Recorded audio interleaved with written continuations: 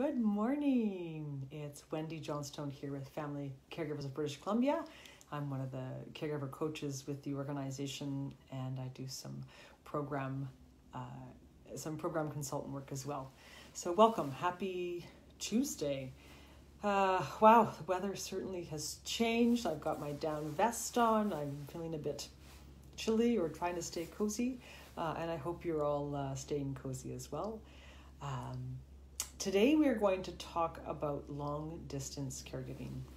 And, we find that families often call the support line, and, some of the things they just end up struggling with is having to care for someone across the miles.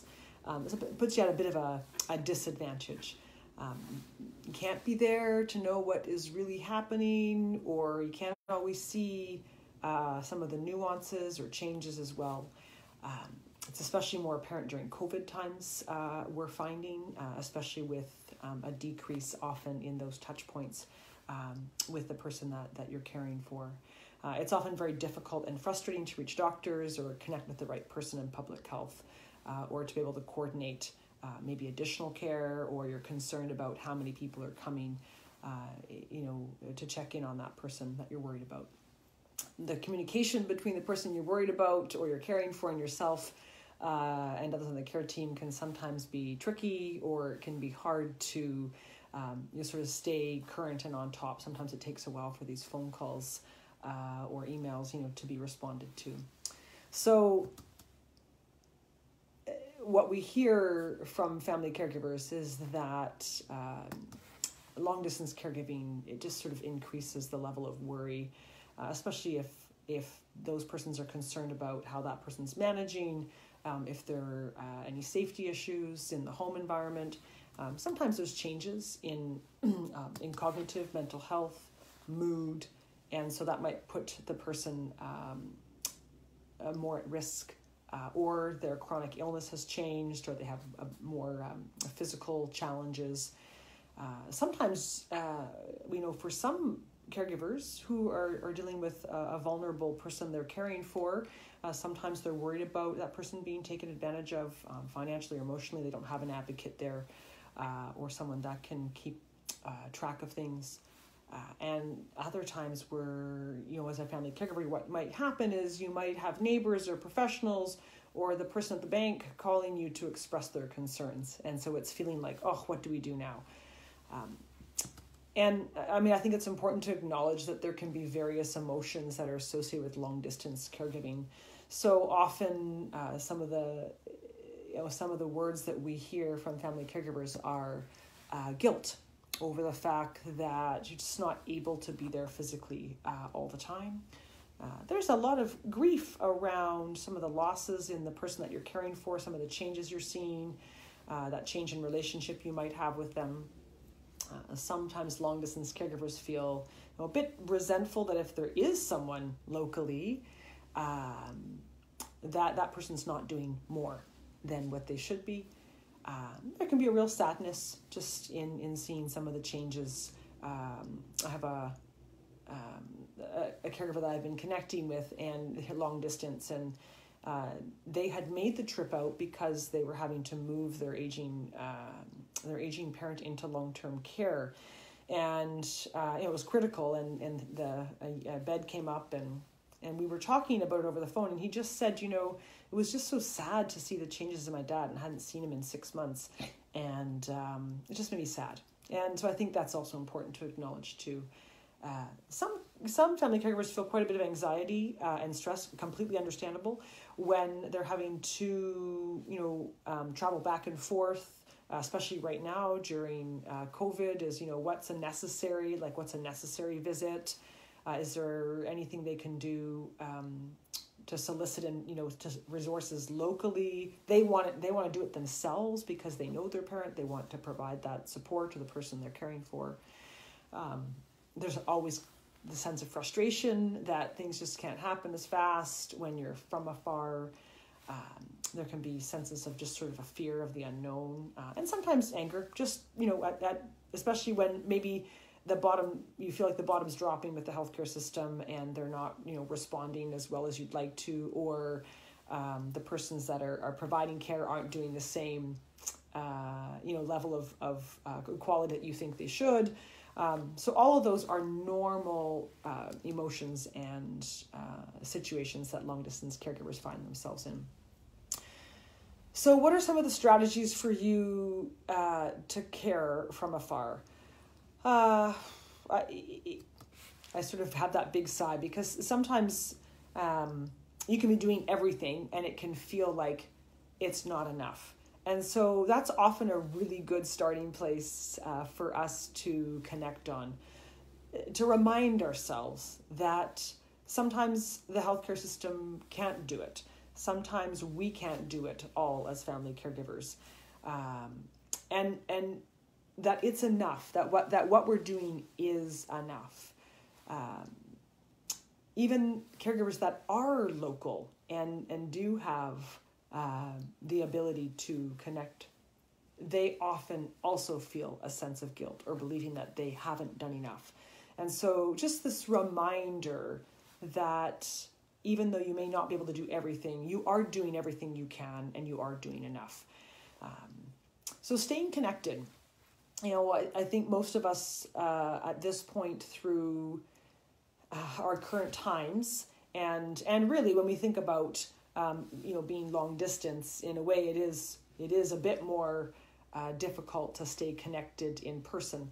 So finding this way, whatever works with your family, with the person you're caring for, how to stay connected. And one of the best bits of advice we get from other family caregivers is finding this consistency and routine, and so that you're aware of the responsibility or the expectation on your end, but the person you're concerned about or caring for also knows that every Sunday night you're going to connect with them.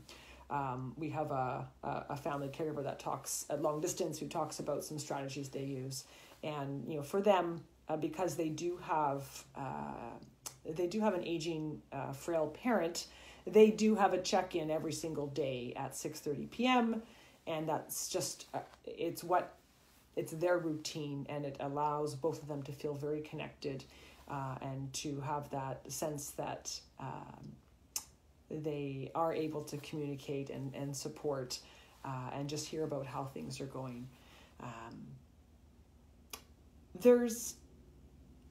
We've seen a whole bunch of different ways to stay connected that have come out in recent publications or resources. There's some really great resources on our website around caring during COVID, which typically apply to long distance caregiving as well. And so I certainly would encourage you to do that. At this point in time, even having some check-ins from someone locally, even if they're not going into the person's home, or if they are and wearing a mask, because they're considered one of those essential visitors for that person, that's going to provide some real direct support. The technology right now, some of the different apps out there for video conferencing, they have new phones and iPads that for individuals that have some cognitive changes, where you can simply it's a lot easier interface to use. There's only a couple of touch buttons that you need to press, or when the call comes in, it comes up where it's very easy for the person to press that button, or to arrange it so that a neighbor can help get that set up for a video call with a family, and try and make that work with a local piece to help if technology is a challenge. We just recently learned of a new organization that helps seniors learn technology, and we'll make sure it's in the comments below, but it's called gluesociety.org. And so glue as in GLUU, society, all one word, .org. And apparently they're assisting seniors on how to use certain devices to stay connected during COVID. So something for Canadians to check out. And there are lots of great caregiving apps right now too that can help family caregivers and friends stay connected, and having one central place to keep notes or observations or a schedule. And we do have a document at Family Caregivers of BC that's around our kind of technology. And so we'll make sure to include that in the comment section below as well. So one of the key strategies that we hear from caregivers who've lived through long distance caregiving is this idea that gathering information and starting the dialogue with the person you're caring for to do the best you can to get an understanding of where things are at is a really good place to start. Enlisting the support of neighbors and friends to give you a second opinion on how that person is doing is also really helpful. Really understanding what's available in the community. And that's certainly something that having someone locally assist with would be one strategy, especially if there's a time change. That can also make it very tricky to actually figure out what's available in the community. So that's often a great place just to kind of get this sense of what's available, what might you be able to tap into, what might the person you're caring for be able to tap into, how can friends and neighbors sort of support gathering that information. And sometimes starting this dialogue with the people we're caring for is this idea that we can have this dialogue to say that, most of us agree that, especially right now, we're a little more vulnerable if something happens to us. And so this idea of a backup plan can be a really good place to start this dialogue. So in an emergency, and if we couldn't get out there, or if we weren't able to, or if you went to hospital and no one could see you in hospital, let's talk about a bit of a backup plan. Sometimes that's a good way to start a dialogue around getting a sense of, where things are at. And something as simple as an emergency contact list by the fridge, or I call them the vial of life, those little tubes that would go into your fridge or freezer. If a paramedic came, that you kind of list your medications and health issues and your emergency contact that go to the hospital with you. Those are great starting places as well, knowing that at least that is available for paramedics or a neighbor in the event of an emergency.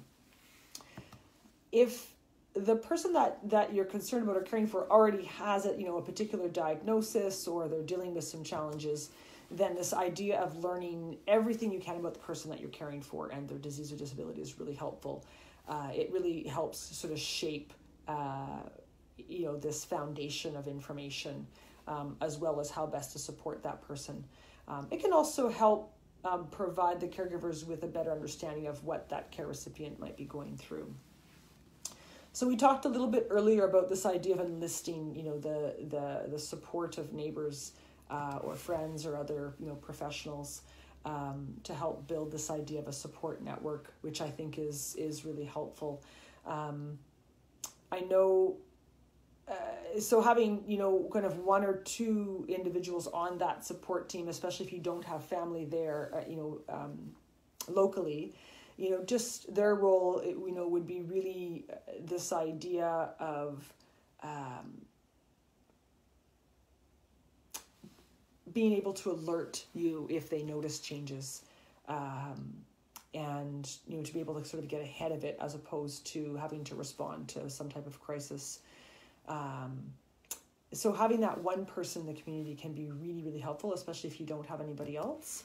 And that's, for individuals who are quite independent, or who are doing fairly well, independently, and they're not attached to the public healthcare system, or they don't have a regular health, care professional going in. So trying to find that one neighbor or friend or, relative that might even live a little bit out of town that can do that, regular check-in to see how things are going, is a great strategy. If you've got a number of family members who are long distance, so in some cases, what happens is We have different, whether it's siblings or adult children, who are living in different parts of the world or within Canada or within the province. And it's very difficult to actually get all the information in one spot. And so one of the strategies is to designate one of those individuals to be, the primary contact person. So, for example, in one family, we have, one of the adult sons is the power of attorney and he deals with all of the financial pieces. And then we have one others that is the healthcare contact. And so that other child is, doing the bulk of the work, just trying to navigate the healthcare system, or trying to, be that individual that is the primary contact with the family physician. And so that's, their specific role. So having these very specific roles can be very helpful. And then it is that responsibility of that person, to ensure that everyone else on the care team is, understands any changes or current situations. Also, this idea of storing information in one spot. This comes back to this idea of these family caregiving apps that are available, but even, using a system like Sync where information is uploaded and kept securely can also be really helpful as well. So, oops, sorry, I just had a strange note saying that my wireless connection went, but it looks like it's back. This idea of building a safety net, and so we talked to this about a little bit earlier of when there isn't anyone directly, a primary caregiver on site, and we're dealing with an individual who's on their own, more long distance. It's really important to have this idea of a safety net, a contingency plan, or if there is one primary caregiver who is local, but the care, where that person's out, working full time, they've got a busy schedule. So this idea of that person could not continue to care or wasn't able to be the primary caregiver, what would the family do, including the person being cared for? And so it is this idea of taking a look at sort of worst case scenario and developing this idea of a safety net. And how those supports can be managed. So regardless of whether, we're long distance or not, or whether we're in a pandemic or not, this idea of a backup plan is usually very helpful. So we've touched on some of them already. So just making sure that you have that emergency contact list and that there is one person in the community that knows how to reach that person in the event of an emergency, and making sure that person is willing to take, to kind of continue on that role. We're kind of, regards to the time, we're on short notice, and making sure that who that person is and you have their information, handy at all times. This idea of just making sure that everyone knows where all of the key documentation is. So whether it's advanced healthcare directives, any legal information, so power of attorneys, healthcare representatives, knowing how bills get paid in the event that something happens and that person can't pay for them anymore. All of that is really helpful to know where that information is and where it's stored.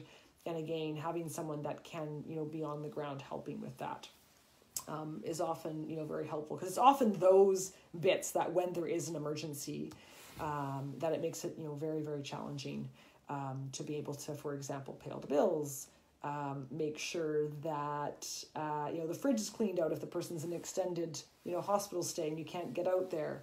All those little various bits. And then of course, if things like pets, if there's pets involved, trying to do a bit of backup, planning for those pets as well. One of the greatest challenges that we hear from family caregivers around connecting with a family member's physician, for example, can often be really challenging, because often that role needs to be formalized. And so right now it can be a little more challenging because the person you're caring for needs to, sign or give consent or authorization. And that, requires paperwork to be done, and then it requires that, the family caregiver also, formalizes that role. So I often suggest the best place to start is actually just to call the medical clinic and find out what their processes are and be able to broach that topic with the person you're caring for, to say, again, in the event of an emergency, it's really important that, there is one person that can access information from your family doctor if you're not able to for whatever reason, due to illness or an acute situation.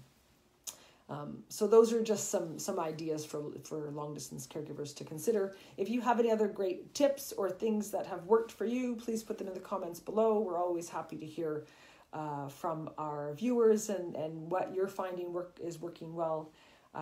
There's so many possibilities out there, and this is just a little snippet of information. So keep the dialogue going. And as we finish up, I just want to remind everyone how you can find more support and resources.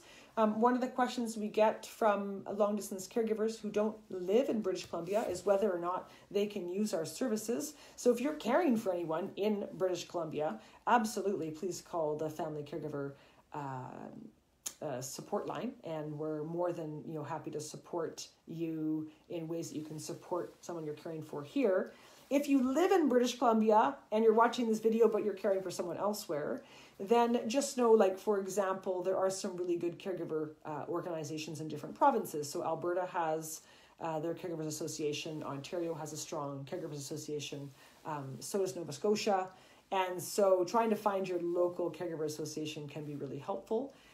Disease-specific caregiver groups also exist. So, for example, Parkinson's, multiple sclerosis, Alzheimer's Society, ALS, schizophrenia, or mental health. They all have specific resources for family caregivers as well. So that's another starting point if you're long distance and trying to access those informations. So our caregiver support lines open Monday to Friday, 8:30 a.m. to 7 p.m. And we have staff that can listen and support based on your unique needs. You can also be referred into some of our other programs, such as caregiver coaching, our virtual support networks, and different webinars. We also have our podcasts that are launched, and you can find that on our website, and we'll be linking it to our e-news and social media. Someone's asked for the information earlier that deals with COVID. Yes, I will do that. I can't access it right now while I'm doing it live, but I will as soon as this live production is finished. And just a reminder that Family Caregivers is here to help. Everyone here at Family Caregivers has or is a family caregiver. And so we've been, we've had our own personal experiences with family caregiving. And so from that lens, we do understand what it's like to be a family caregiver. So thank you for joining us, and I look forward to seeing you in November. All right, take care, everyone, and have a great week. Bye for now.